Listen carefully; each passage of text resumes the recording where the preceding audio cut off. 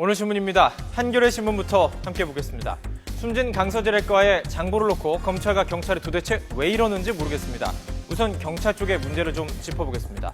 이번 강서재래과 사건 최초 서울시 의원의 살인교사라는 점에서 주목을 받았죠. 그런데 숨진 송 씨의 금전 출납부에 정치인과 검사까지 이름이 오른 것으로 알려지면서 사건이 일파만파 커지고 있는 상황입니다. 당연히 이 장부가 아주 중요한 증거물인데 경찰이 이 장부의 사본을 파기했다고 주장하다가 직업이 강력히 요구하자 캐비닛에 넣어두고 있었다는 걸 깜빡 잊었었다며 뒤늦게 내놓은 것입니다. 여러 의혹이 일고 있습니다. 경찰 비리가 포함이 되어 있기 때문에 은폐하려고 한 것 아니냐, 혹은 사건을 키워서 검사를 잡아보려 한 것 아니냐라는 것입니다. 그동안 별장 성접대 사건과 부장검사 뇌물 사건 등 검찰 인사가 관련된 사건에 경찰이 의혹을 보였죠. 그런데 수사를 제대로 해보지 못하고 검찰에 넘겨야 했기 때문이죠. 그렇다고 검찰도 자유로울 수가 없습니다. 처음에는 의혹을 받는 이 검사가 송 씨에게 200만 원을 줬다고 하더니 300만 원에서 1,780만 원으로 바꿨기 때문입니다. 장부에 지워진 부분을 나중에 확인해봤다 이렇게 해서 해명했지만 제 식구 감작이란 비판을 피할 수 없었습니다. 이때 검찰은 지워진 이름에 강한 불빛을 비추니까 돈을 받았다는 그 검사 이름이 보였다라고 말했다고 전해지고 있는데요. 신문은 이게 무슨 형설지공식 수사기법이냐고 비판했습니다. 수사 처음부터 꼼꼼히 다루지 않은 이유를 물은 것인데요. 많은 관심이 쏠린 사건인 만큼 철저한 수사가 이루어질 수 있도록 잘 지켜봐야 할 것 같습니다. 자, 다음입니다. 동아일보 기사인데요. 두 사진을 좀 비교해 봐야 될 것 같습니다. 이 두 사진인데요. 거의 같다라는 것을 볼 수 있습니다. 잠수대교의 사진입니다. 왼쪽은 한 대학생의 졸업작품의 한 장면이고요.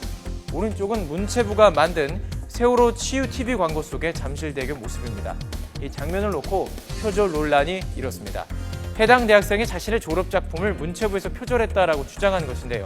해명이 이렇습니다. 이 장면을 제작업체에서 저작권료를 주고 쓰고 싶다라고 요청을 했다는 것이죠. 그런데 대학생 측에서 거절을 했습니다. 그래서 다른 촬영 기법으로 다른 앵글로 그곳에 가서 직접 찍었다는 것입니다.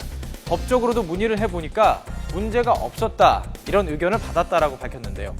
법적인 부분을 떠나서 문제는 제작의 주체가 저작권 주무부처라는 데 있습니다. 창작자가 거부하고 있는데 법적인 권리도를 교묘히 피해서 아이디어를 차용해야만 했는지 비판의 목소리가 나오는 이유입니다. 그것도 세월의 아픔을 치유하겠다는 광고에서 말입니다. 동아일보 기사 하나 더 보시죠. 한 초등학생의 여름방학 계획표를 좀 보겠습니다. 훑어만 봐도 공부방, 영어 회화학원, 수학학원, 태권도, 바둑학원까지 정말 쉴 새 없이 학원에서 학원으로 돌아갑니다. 예전에는 학생들이 손꼽아 기다리던 방학이 이젠 더 괴로운 시간이 됐다고 합니다. 이런 문제의 배경에는 엄마들의 욕심이 숨어 있었다고 전문가는 지적하고 있습니다. 집중적으로 학습을 시킬 수 있는 시간이라는 것이죠. 소문난 강좌 같은 경우에는 하루 만에 마감이 되는가 하면 한 공공기관 프로그램의 경우에는 서버가 아예 마비가 되기도 했다고 전하고 있습니다. 소아정신과 전문가는 이렇게 조언합니다. 아이들은 방학을 맞아 놀 수 있다는 기대감을 갖고 있는데 아이들의 동기를 무시하고 오히려 과잉학습을 시키면 심한 경우에 우울증까지 올 수 있다고요. 자, 조선일보에서는 등교 시간에 관한 기사를 실었습니다. 함께 보시죠. 여러분은 어떻게 생각하시는지 궁금합니다. 교육감들이 추진하고 있는 9시 등교. 제목처럼 아이는 9시에 등교래라면 뭔가 기대하는 눈치인데 학부모는 지각을 한다며 우려를 표하고 있습니다. 찬반 의견을 좀 정리해봤습니다. 찬성 측 의견 먼저 보시죠. 가족과 함께 아침밥을 먹을 수 있어야 한다는 것이죠. 한국 학생들의 특히 잠이 부족하다는 점도 근거로 들었습니다. 자, 위에 잠깐 보시면 한미일 고등학생 수면 시간을 비교해 봤더니 차이가 이렇게 많이 났습니다. 기본 1시간은 넘고요. 우리 아이들 6시간을 자는 경우도 없었습니다. 5시간 14분도 있습니다. 자, 그렇다면 반대 측의 의견은 어떨까요? 가족의 생활 패턴이 모두 흔들린다는 것입니다. 맞벌이 부부들은 특히 출퇴근 걱정이 심각합니다.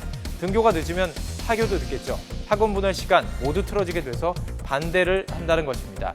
아이들이 더 자는 것도 좋죠. 하지만 모든 패턴이 달라진다면 혼란이 올 수도 있겠죠. 심사숙고 후에 결정하는 것이 좋을 것 같습니다. 자, 마지막으로 중앙일보 기사 하나 더 보겠습니다. 뭐든 노력만 하면 된다, 시간만 들이면 천재가 될 수 있다. 몇 년 전에 상당히 관심을 받았던 주제였죠. 김연아 선수, 박태환 선수들 모두 10,000시간 정도 이상 운동에 몰입했다는 주장과 함께 노력이 강조된 이론이었습니다. 바로 이 책입니다. 아웃라이어, 이 책에서 나온 이야기였는데요. 미국 연구팀에서 실제로 조사를 좀 해봤더니 이 10,000시간 법칙이 틀렸다라고 주장을 하고 있습니다.